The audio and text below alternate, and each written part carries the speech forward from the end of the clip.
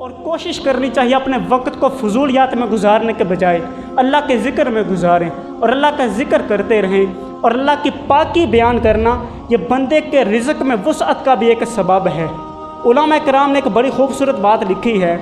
آپ کو پتہ ہے کہ حضرت یوسف علیہ السلام اللہ کے نبی ہیں، ان پر زلیخا نے تہمت لگائی تھی، اور جس وقت حضرت یوسف علیہ السلام پہ تہمت لگی تو حضرت یوسف علیہ السلام کی پاکی کی گواہی ایک شیرخوار بچے نے دی تھی۔ تو وقت گزرتا رہا، آپ جیل میں گئے، وقت گزرتا رہا، پھر وہ زمانہ آئے جس وقت آپ بادشاہ مصر بنے۔ ایک دن آپ اپنے تخت پر تشریف فرما تھے، ایک نوجوان آ گیا، آ کر عرض کرتے حضرت آپ نے مجھے پہچانا؟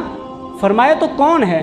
عرض کرنے لگا حضرت جب آپ پر زلیخا نے تہمت لگائی تھی تو ایک شیرخوار بچے نے آپ کی پاکی کی گواہی دی تھی، تو وہ بچہ میں ہی ہوں۔ آپ نے جب سنا یہ وہ بچہ ہے جس نے میری پاکی کی گواہی دی تھی، اپنے خادم ان کو حکم فرمایا اس جوان کے لیے خزانوں کے منہ کھول دیے جائے، جو اس کا دل کرتا ہے یہ لے جائے۔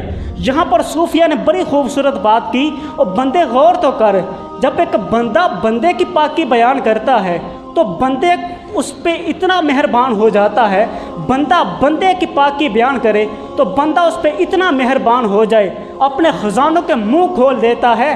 تم بھی رب کی پاکی بیان کیا کر اور اپنی زبان کو ذکر اللہ سے تر رکھا کر، ایک وقت تیرے اوپر بھی آئے گا، اللہ اپنے خزانوں کے منہ تیرے اوپر بھی کھول دے گا۔